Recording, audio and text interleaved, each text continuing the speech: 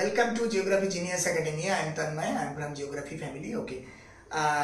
हमारे अभी हम लोग कॉन्सेप्ट ज्योग्राफी का कॉन्सेप्ट पढ़ रहे हैं और प्री हिस्टोरिकल कॉन्सेप्ट हो गया 2 क्लास पहले। उसके बाद 1 क्लास पहले हमारे आपका एंशिएंट ज्योग्राफिकल कॉन्सेप्ट हो गया। उनमें से हम ग्रीक रोमन से लेके मेसोपोटामिया, सुमेरियन, बेबीलोनियन से लेके इजिप्शियन से लेके सब कुछ कर दिए हैं एक्सप्लेनेशन। अभी जो हम लोग अभी आए हैं, अभी Indian geographical concept and contribution ये पढ़ेंगे। चाइनीज ज्योग्राफी का कॉन्सेप्ट पढ़ेंगे। डार्क एज में क्या कंट्रीब्यूशन था, Arabian geography, renaissance, age of discovery, scientific revolution and industrial revolution, इस टाइम में हमारे ज्योग्राफी का क्या कंट्रीब्यूशन है वो हम लोग अभी पढ़ेंगे। तो बात यह है कि हम अभी इंडियन ज्योग्राफी का कॉन्सेप्ट पढ़ने जा रहे हैं। तो इंडियन ज्योग्राफी का कॉन्सेप्ट क्या था, देखिए एंशिएंट इंडिया जो है वो actually characterized by landscape. Landscape का मतलब क्या है, देखिए लैंडस्केप का मतलब हमारे कोई जगह पे माउंटेन है, कोई जगह पे प्लेन है, ये सब हमारी इंडियन ज्योग्राफी के पहले से ही एक कंट्रीब्यूशन था। तो उनमें से हिमालय, प्राचीन जो आपका ओल्ड मैथोलॉजी वगैरह जो भी है, महाभारत, रामायण, पुराण, स्कंद पुराण जो भी है, वहां से हमने देखे हैं कि क्या था, क्या हमने उस टाइम में देखे थे कि हिमालयन के बारे में पॉइंट आउट किया गया था, इंडो गंगेटिक प्लेन के बारे में पॉइंट आउट किया गया था, कोस्टल रीजन के बारे में पॉइंट आउट किया गया था, थॉर डेजर्ट के बारे में पॉइंट आउट किया गया था। तो हमारे ये जो इंडियन का कंट्रीब्यूशन जो था ज्योग्राफी का वो बहुत पुराना है। देखिए बराहमीर, आप जानते हैं, नाम सुने हैं बराहमीर, उसका आपका बृहद संहिता बोल के एक किताब था। बृहद संहिता किताब में हमारे वेरियस ज्योग्राफिकल फीचर के बारे में बोला गया था, वेरियस ज्योग्राफिकल फीचर के बारे में बोला गया था। उसके बाद हमारे आर्यभट्टा अर्थ का शेप कैसा है उसके बारे में बोले थे आर्यभट्टा। उसके बाद आपका स्कंद पुराण में क्या था, ज्योग्राफिकल का डिस्क्रिप्शन के बारे में बोला गया था, ज्योग्राफिकल डिस्क्रिप्शन कैसा होगा, ज्योग्राफिकल वेरियस रीजन के बारे में भी बोला गया था, रीजन। और क्या था, और आपका भगवत पुराण इंडिया मतलब इंडियन ज्योग्राफी के बारे में भगवत पुराण में भी बोला गया है। क्या बोला गया है कि रिलीजियन सिग्निफिकेंस के बारे में बोला गया था। उसके बाद हम देखेंगे चाइनीज ज्योग्राफी इंडिया ज्योग्राफी की तरह ही कंट्रीब्यूशन है, उसका भी लैंडस्केप के बारे में बोला गया था। उधर यांगसिकियांग वांगहो रिवर के बारे में बोला गया था। आपका उनका हिमालय, तिएन शान क्वेनलुन माउंटेन के बारे में बोला गया था। तो इसका आपका जांग हियांग बोल के एक बहुत इंपॉर्टेंट ओल्ड ज्योग्राफिक स्कॉलर था, जिन्होंने एस्ट्रोनॉमी और पॉलीमैथ के साथ ज्योग्राफी का क्या रिलेशनशिप है वो बताया था। और क्या था आपका सिमाकवेन, वो भी इंपॉर्टेंट ज्योग्राफर था। तो इसके बारे में हम लोग इंडियन ज्योग्राफी और चाइनीज ज्योग्राफी के बारे में हम लोग थोड़ा बहुत जान लिए हैं। अभी हम लोग डार्क एज में प्रवेश करेंगे। डार्क एज का मतलब क्या है, वो उस टाइम में डार्क एज में कुछ हुआ नहीं था ऐसा नहीं है, लेकिन जो कंट्रीब्यूशन ग्रीक रोमन पीरियड में, अरबियन पीरियड में हुआ था, जो इंडिया चाइनीज में हुआ था, उतना डेवलपमेंट यहाँ पर नहीं हुआ है। लेकिन कुछ नहीं हुआ है ये ऐसा नहीं है, कुछ तो हुआ है।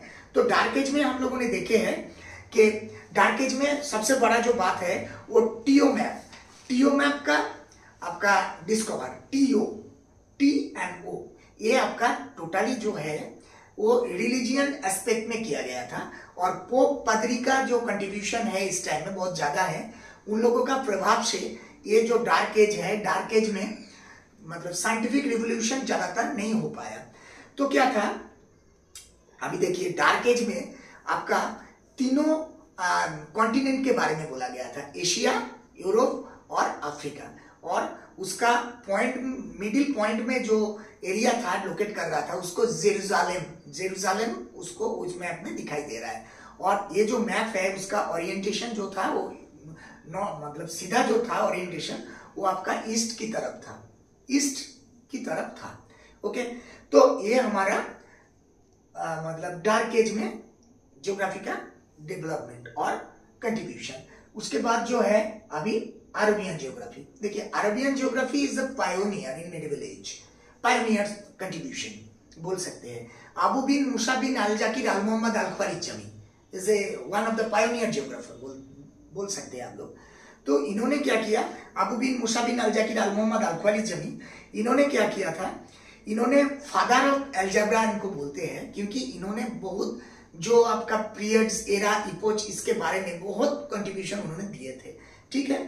और इन्होंने किताब सूरत ऑल अर्थ बोल के एक किताब उन्होंने लिखे थे।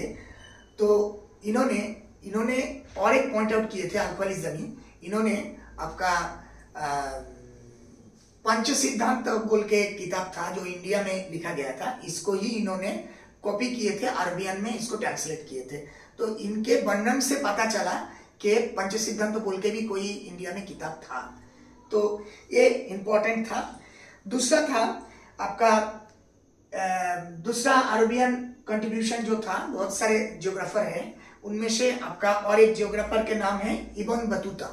तो इब्न बतूता ने आपका रोहिला बोल के उनका एक किताब है, जिसमें उन्होंने आपका क्या बोलते हैं आपका, उन्होंने एक्सप्लोरेशन ऑफ जियोग्राफी, एक्सप्लोरेशन के बारे में उन्होंने बोला था। उसके बाद आल माशूदी में मोनाज और धचाब बोल के एक किताब लिखा था, वहां पर आपका रिवार के बारे में उन्होंने रिवार के बारे में बोले थे।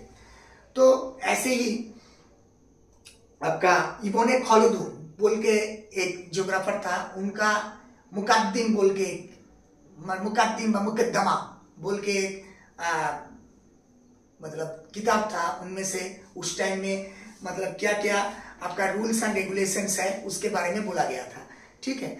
तो उसके बाद आल बेरूनी का मतलब बहुत इंपॉर्टेंट उनका कंट्रीब्यूशन है, not only in Arabian geography but also in Indian geography, क्योंकि उन्होंने एक्सप्लोरेशन के दौरान इंडिया में आके इंडिया के बारे में बहुत सारे किताब, उन्होंने इंडिया के बारे में ही ज्यादातर किताब उनका लिखा गया था। उनमें से एक है किताबुल हिंद, ठीक है, उनमें से एक है आपका तारीकुल हिंद, उस और एक आपका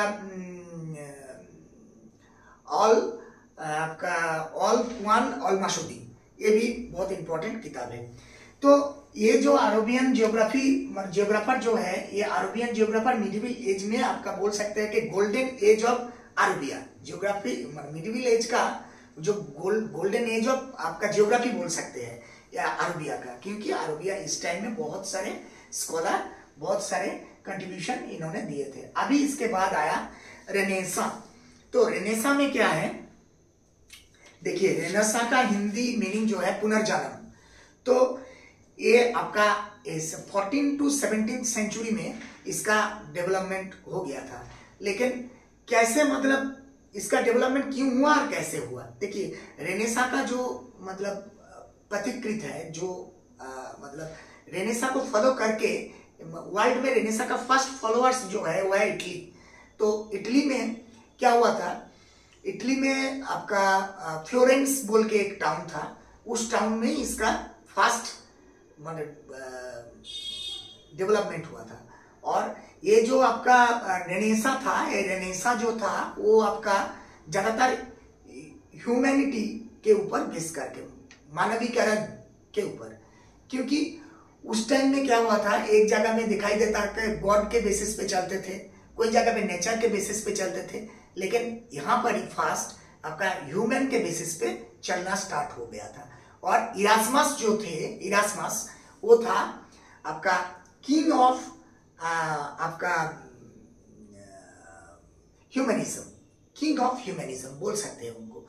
तो उसके बाद क्या हुआ, अभी देखिए उस टाइम में क्या हुआ, आर्ट, म्यूजिक, लिटरेचर और क्या हुआ, आर्किटेक्चर, उसका डेवलपमेंट हुआ बहुत ज्यादा। तो न्यू नॉलेज गेनिंग के लिए, वहां पर न्यू नॉलेज गेनिंग के लिए आपका बहुत माने न्यू नॉलेज गेनिंग के लिए वो लोग बहुत उत्सुक थे, तो तभी ये हो पाया। वहां का एक राज परिवार थे जिसका नाम था मेंसी किंगडम, मेंसी फैमिली, वो बहुत रिच फैमिली थे, बिजनेस व्यापार करते थे। तो उन लोगों ने उनका इन्फ्लुएंस से कहाँ पर कौन सा स्कॉलर है, कौन सा आर्टिस्ट है, पेंटिंग करते हैं, ये सब लोगों को वो बुला के उन लोगों को मतलब कंट्रीब्यूशन करते थे, मनी का कंट्रीब्यूशन करते थे, हाँ, उसके बाद वो ये लोग डेवलप कर पाते। जैसे बोल सकते हैं आप लियोनार्डो दा विंची, आपका Leonardo da Vinci one of the famous artist है जिन्होंने दो आपका पेंट किए थे, एक मोनालिसा और एक क्या था, और एक था आपका द लास्ट सपर, मतलब क्राइस्ट जो लास्ट उनके शिष्यों के साथ खाना खाए थे, वही वाला लास्ट सफर था। तो उसके बाद आपका माइकल एंजेलो आदम का पेंट किए थे, वो भी बहुत इंपॉर्टेंट है आपका। उसके बाद आपका राफेल जो था, उन्होंने क्या किए थे, राफेल ने भी बहुत अच्छा आर्टिस्ट थे। उन्होंने आपका एथेंस का प्राइमरी मतलब स्कूल ऑफ एथेंस के आपका पेंट किए थे। तो एक्चुअली जो है जे मतलब रेनेसा आया क्यों रेनेसा आया, फर्स्ट बात ये है। तो रेनेसा आने का मेन कारण जो था, वो कारण था कि व्यापार, मतलब जहां पर किंगडम होता है वहां पर राज चलता है, राजा और टैक्स का। लेकिन इटाली उस टाइम में बिजनेस में डेवलप थे, मतलब किंग का उतना प्रभाव नहीं था, इसीलिए इटाली में शुरू हो गया था रेनेसा। क्योंकि बिजनेस करने के लिए जो मनीटरिंग मतलब चाहिए, मनी चाहिए, वो मनी आपको मतलब मिल जाता था इजीली। इटली में बहुत सारे आपका पैसा देने के लिए, व्यापार करने के लिए जो पैसा लगता है वो देने के लिए भी बहुत सारे महाजन मिल जाते थे। तो इसीलिए इटाली में बिजनेस का मतलब डेवलप ज्यादा हो गया था। अभी क्या हुआ, उसके बाद रेनेसा में जो फर्स्ट जो रेनेसा आया वो इटली में आया। धीरे धीरे वो फ्रांस की तरफ बढ़ा, उसके बाद जर्मनी की तरफ बढ़ा, एवं फाइनली लास्ट में जो हुआ वो आपका इंग्लैंड तक भी रेनेसा डेवलप किया। तो रेनेसा में मेन चीज जो है वो है बिजनेस, ट्रेड एंड एक्सप्लोरेशन, यही हमको बोलना पड़ेगा। सेकेंड में age of discovery. Age of discovery में हम लोगों ने क्या देखा, एज ऑफ डिस्कवरी का मतलब क्या है? एज ऑफ डिस्कवरी का मतलब ये है कि हमने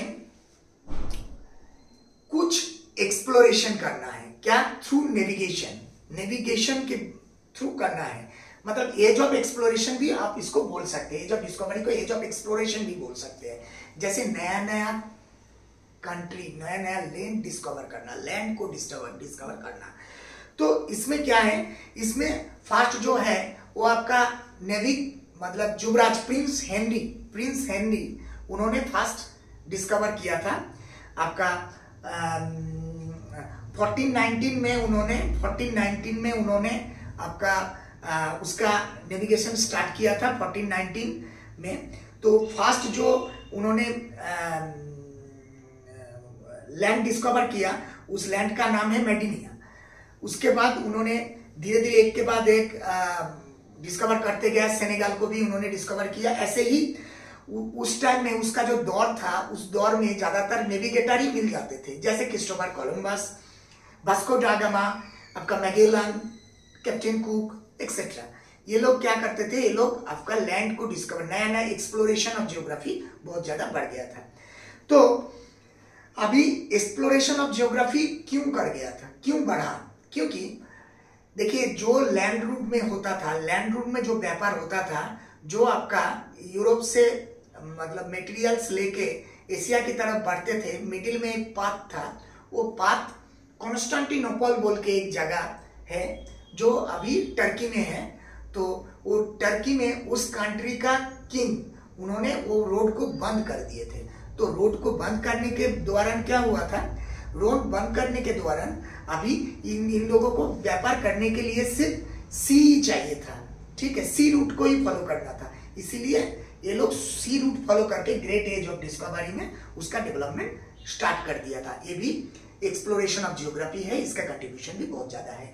उसके बाद साइंटिफिक रिवोल्यूशन में हमने क्या देखा, देखिए साइंटिफिक रिवोल्यूशन शुरू होता है आपका कोपरनिकस के टाइम में। कोपरनिकस ने हेलियोसेंट्रिक कॉन्सेप्ट का आपका आइडिया दिया था। हेलियोसेंट्रिक कॉन्सेप्ट में क्या है, हेलियोसेंट्रिक कॉन्सेप्ट में सन को बेस करके बहुत सारे प्लैनेट है वो घूमता है। लेकिन उस टाइम में पोप एंड पादरी ने क्या किया थे, उन लोगों ने जियोसेंट्रिक कॉन्सेप्ट जो थेल्स दिए थे उसको ही पकड़ के रखे थे, और वो लोग बोलते थे कि वो लोग जो बोल रहे हैं वही ठीक है। इसीलिए कोपरनिकस का जो थ्योरी है ये कभी बोल नहीं पाए, ठीक है, क्योंकि वो उन लोगों ने वो परमिशन ही नहीं दिया, इसीलिए उसका बुक्स भी नहीं छापे, थ्योरी भी नहीं छाप पाए। उसके बाद अभी उस टाइम में और भी बहुत सारे, जैसे साइंटिफिक रिवोल्यूशन के टाइम में और भी बहुत सारे साइंटिफिक रिवोल्यूशन मतलब स्कॉलर देने वाले स्कॉलर बहुत सारे थे। जैसे गैलीलियो, उन्होंने टेलीस्कोप डिस्कवर किया, टेलीस्कोप के द्वारा उन्होंने प्रूव किया कि कोपरनिकस जो बोल रहे हैं वही सही है। उसके बाद आपका सर आइजैक न्यूटन है, उन्होंने बहुत सारे लॉ दिए थे, जैसे लॉ में आपका ग्रेविटी, लॉ ऑफ ग्रेविटी, ये भी बहुत इंपॉर्टेंट है ज्योग्राफी के लिए एज वेल एज जियोफिजिक्स के लिए। तो कंटिन्यूअसली हमने जो देखे हैं, एक के बाद एक डेवलपमेंट होता ही जा रहा है। लेकिन अभी साइंटिफिक रिवोल्यूशन में हमने और भी बहुत सारे, जैसे आपने विलियम हार्वे को देखे, उन्होंने क्या किया था, उन्होंने आपका ब्लड सर्कुलेशन के बारे में बोले थे, ठीक है। तो इसके बाद भी बहुत सारे आपका कंट्रीब्यूशन है, तो उनमें से और भी एक कंट्रीब्यूशन जो है इंडस्ट्रियल रिवोल्यूशन। इंडस्ट्रियल रिवोल्यूशन का मतलब क्या है? इंडस्ट्रियल रिवोल्यूशन, अभी देखिए इंडस्ट्रियल रिवोल्यूशन हर जगह तो नहीं हुआ, लेकिन कोई जगह पे हुआ है। जहां पर हुआ है तो वहां पर क्या, इंडस्ट्रियल रिवोल्यूशन खूब बहुत इंपॉर्टेंट चीज है। इंडस्ट्रियल रिवोल्यूशन के दौरान हमने जियोग्राफी में बहुत बदलाव आए हैं। तो 18 to 19 सेंचुरी में आपका ये इंडस्ट्रियल रिवोल्यूशन स्टार्ट हो गया था। इंडस्ट्रियल रिवोल्यूशन हुआ था कहाँ? ब्रिटेन में। क्यों हुआ था? इन ब्रिटेन में ही क्यों हुआ? ब्रिटेन में ये इसीलिए हुआ क्योंकि आपका जियोग्राफिकल कंडीशन बहुत इजी था, क्योंकि वो इंडस्ट्रियल रिवोल्यूशन होगा तो इंडस्ट्री का व्यापार भी तो होगा।